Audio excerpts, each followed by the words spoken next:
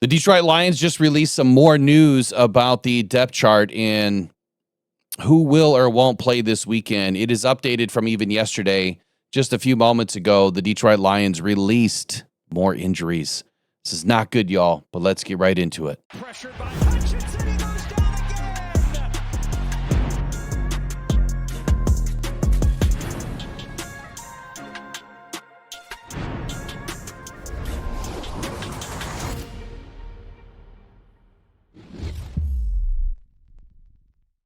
All right, do us a huge favor and like, share, and subscribe to the channel if you would, please. You've been doing such a wonderful job. Almost 300 subscribers in the last couple of days. You guys are banging it out. Really appreciate it. Really big time for this channel right now, man. We're trying to do great things, and we're so glad to have you for this video with us today. So just a few moments ago, the Lions released an update on some of the players that were kind of on the fence to play this weekend versus the Chiefs. As you already know, we have a ton of players injured. The injury report is, I mean, it's arm's length already with guys injured and guys that are already on IR. So let me bring in the news right away. Gosh, this is not great. This is not great at all. Here we go. Per the Detroit Lions here on Twitter, the game status update has now changed for 3 players. Taylor Decker has now been downgraded to out. Avonte Maddox with a hamstring has also been downgraded to out. And Giovanni Manu with the knee injury has now been downgraded to out. So not good. Not good at all. So what's going to happen, right? I guess let's start with the rest of the injury report, and we'll work our way kind of backwards. Let's take a look at the screen. So already out for this game, Terrion Arnold, Zach Cunningham, Ali McNeil, and Sione Vaki. So at least so far, Khalif Raymond hasn't been ruled out, right? He was kind of on the fence. But Avonte Maddox and Giovanni Manu, they were questionable, right? Khalif Raymond was questionable. So that doesn't make me feel too good. Taylor Decker was questionable. Brian Branch is questionable. Kirby Joseph is questionable. And let me move this down a little bit so you can actually see. Amon-Ra St. Brown, no designation. Obviously, he was upgraded back to being fine. Full participant the last couple of days of practice. But if you look, Brian Branch, Taylor Decker, Kirby Joseph, Avonte Maddox, and Giovanni Manu, none of them practiced on Friday. Even Sione Vaki didn't, but he was already going to be ruled out anyway. So that's not great. Who's going to play? Like, what do we have going on in the back end? What if we end up losing Brian Branch or Kirby? Well, let's take a look at our depth chart. All right, let's just start with the defense right away. So let's key in on our corners and safeties. I'll try to make that a little bigger. There we go. So if you look to the far right, I mean, you've got Ennis Rakestraw, IR. Daniel Thomas, IR. DJ Reed, IR. Avonte Maddox, out. Terrion Arnold, out. I mean, not good news, right? So we have Brian Branch and Kirby Joseph questionable. So right now, our starters for this game is going to end up being Amik Robertson at the right cornerback position or the left cornerback position, one or the other. And Rock Ya-Sin is going to be on the other side. So we're going to go starting left and right corner, Rock Ya-Sin and Amik Robertson.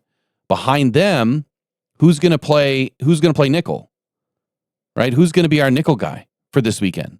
Is Thomas Harper ready to rock and roll? Is he going to be able to come in and play nickel? Or what are the Lions considering doing here? If Brian Branch and Kirby can't go, we are in severe trouble. Like severe trouble. Right now we have Thomas Harper and Lawrence Strickland as our 2 safeties behind Brian Branch and Kirby.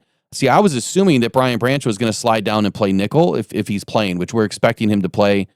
Haven't heard anything different. And then having at least Kirby Joseph in the back end, you can slide in Lawrence Strickland or Thomas Harper to play the other side. Now, we did bring in what this report doesn't show you is it doesn't show you that the Lions brought in Mollett, right? So we brought in Mollett this week. He can play in the nickel. He has plenty of opportunity. He has plenty of experience.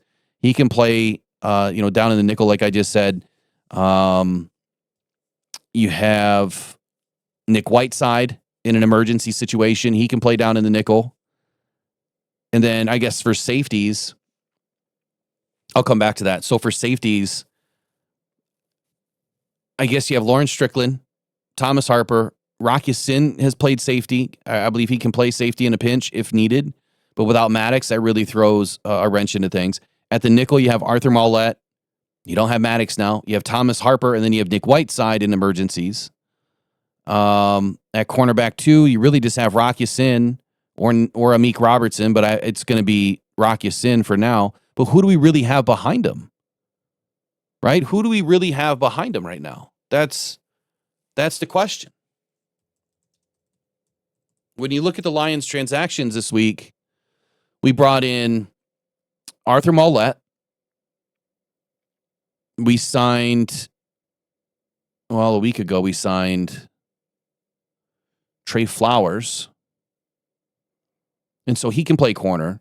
So, I guess right now we have Nick Mollett and Trey Flowers. They're going to be our new guys, possibly playing on the outside Amik Robertson could be playing nickel, but I don't know why they do that. He's our best corner right now on this squad. Rock Ya-Sin is our number 2, with Terrion Arnold and DJ Reed out. So we're in dire situation here in Detroit. Like, this is not shaping up to be good when you're going up against. I was just working on my keys to the game. When you're going up against, what are they, the number 9 or the number 8 offense in the league right now as far as passing? Like, we're going up against a pretty severe offense, and if they can stay cooking like they have been, this is not shaping up to be a good game for the Lions. So what are we going to do is the question. I'm going to cover that in the keys to the game. It's why it's taken me so long to put it together, because there's so much going on. Like, this is so hard to figure out what the Lions can even do. That's why I said the other day, I think it's going to be a boat race, because if we're this depleted in the back end, I think we just have to get one stop more than them, and that's the way that this game's going to end up going. I'm not worried about the offense. I'm just worried about what the defense is going to do. When you look at the Chiefs' defense, they're 9th in passing right now, 8th overall in offense, 12th in scoring. They're scoring 25 points per game on average, and their run game is terrible. They're 12th, but they shouldn't even be there. So, yeah, a lot going on. We did bring Dan Skipper up, so to go to the offensive side of the football for a moment, Dan Skipper has been activated off the practice squad roster, and with Manu down, that's telling us, let's go back to the depth chart, I guess. With Manu down, that is telling us right now that, okay, let's just throw Skipper in for Decker. Okay, we'll throw Skipper in for Decker right now. And then you got Christian Mahogany, Graham Glasgow, Tate Rowledge, Penei Sewell. I'm good there. I'm absolutely good there. We still have Cochran, which I don't know why I don't see him on ESPN's list. But we still have Cochran to bring up for this game. I assume that he was sent back down to the practice squad. Again, I'm not 100% positive, but I know that we have him. So he's able to play left tackle in a pinch as well. I think we'll be okay. We might see Penei Sewell move to the other side. Dan Campbell said that's not their first plan. I would say the offensive line I have more confidence in, that we'll be able to do the quick game and some other things that you'll see in my keys to the game that will explain a lot of that. But hey, let me wrap this up, because this doesn't really need to go on forever. We got major injury issues going into this game. I'm expecting a boat race. I'm expecting this defense to have to do something drastically different. And this is where Calvin Shepard gets his first opportunity to really test his mettle, right? To really test his fortitude. And is he going to be able to dial up a defense that can still stop the Chiefs, even though we're going to be down some big-time playmakers and some depth, right? And I think that is as fun as it's going to be to watch what Calvin Shepard does. I'm going to be chewing all my fingernails off. You know what I mean? Like, it's going to be one of those games where we can't allow Patrick Mahomes to dictate, and we can't allow their receivers to take advantage. How do you do that when you're down a lot of guys? And the other guys that are probably going to play, like Branch and Kirby, my biggest concern there is, what percentage of health are they going to be? If they're playing this game at 80%, that's not great. That's not great. I like them in there rather than not, but at 80%, you get exposed a little bit. So we'll see where it goes. No matter what, man, it's going to be a fantastic game on Sunday Night Football. I'm going to be right here watching it with you. I'm staying home this week, and hope you guys join me. So join us for the live stream. Let's have some fun. Let's do some giveaways. And look, man, go Lions. The standard's a standard. The plan hasn't changed. Go win the game. You got it. You got the talent. You got the coaches. Go get it done. I'm not scared. I hope you're not. Lions are going to win. We'll see you guys tomorrow. Go in pride. Go Detroit Lions. You guys take care. Bye-bye.